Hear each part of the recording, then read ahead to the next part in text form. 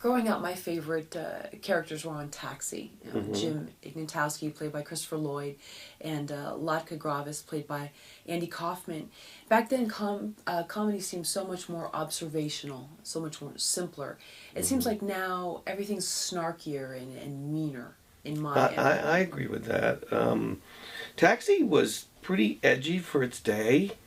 And I talked to Norman Lear about this not long ago. He loved Everybody Loves Raymond because it was an observational show. But you take something like Modern Family, it is kind of, well, the first season was great. I think it's kind of gotten stupid now. It's kind of like, who cares? I mean, I think the thing you're pointing out, and I could be wrong, I don't mean to read your mind. After all, I'm not Orson Welles, but and I'm not Tina. But what I think has happened is that the networks, not so much the networks, but cable saying, don't bring us anything that isn't edgy. And when you get so edgy, I don't even know what that means, but when you go there, you lose the characters. The great thing about Taxi was that the characters were the most important thing. The conflicts were so human. And you cared about all of those people. You even cared about Louis. And Louis was a jerk, and you cared about him. But they showed his vulnerable side a lot. Yeah. And I don't think, that's why Raymond was such a great show, because they did character. It was all about the characters. It was all about the conflict within the family. It wasn't, they didn't try to be edgy. I think they did maybe 3 edgy episodes. And you know, we don't even, I mean, again, it's like, we asked all of the people in the book, what comes first, character, what's the most important thing, character or story? And they all said conflict. And so that's what, I think that's what Taxi had, but they were 3-dimensional people. Yeah, I mean, it was broad, but they were 3-dimensional.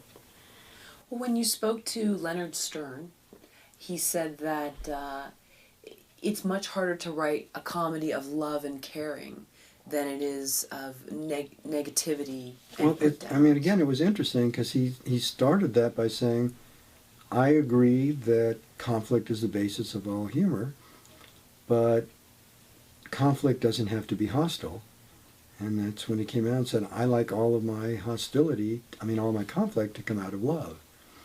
And, you know, Jeffrey and I talk about this a lot when we give talks, that the standard thing, we learned from a lot of these writers, there's a bag of tricks that all comedy writers have.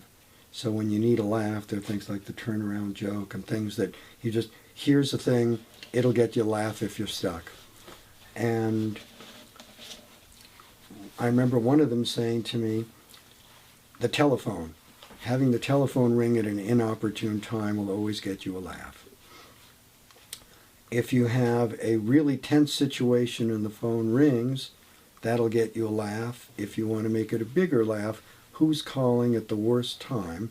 Your mother. Why is that funny?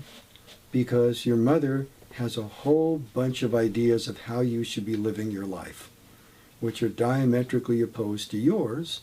You'll love each other, and you can't, what do you mean you're a writer? You should have gone to pharmacy school. Didn't I tell you? Think what you'd be making now if you were working. There's a new Rite Aid right down the street from us. You could have. So again, it's that sort of thing that two people.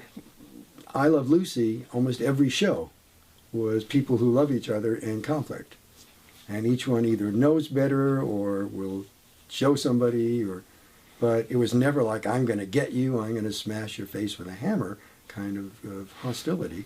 It was always conflict of good intentions, and my good intentions are better than your good intentions. Right.